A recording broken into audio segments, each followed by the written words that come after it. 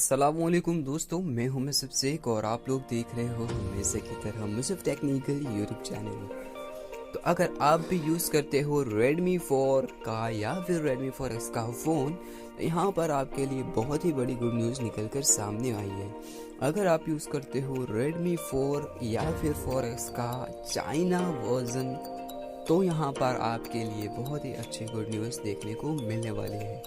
यहाँ पर जो है MIUI 11 चाइना स्टेबल अपडेट जो है वो Redmi 4 यूजर्स के लिए रोलिंग आउट होना स्टार्ट हो चुका है।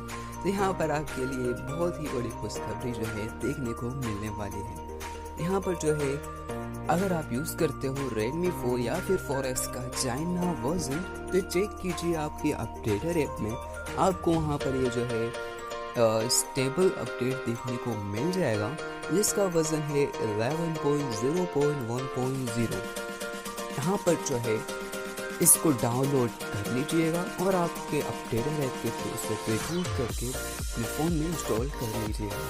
यहाँ पर जो है मैं उसकी रिकवरी रोम जो है उसकी डाउनलोड लिंक, साथ ही साथ OTA की जो रोम है उसकी भी डाउनलोड लिंक अगर मुझे प्रोवाइड होती है तो मैं तुरंत ही आपको प्रोवाइड करवा दूँगा।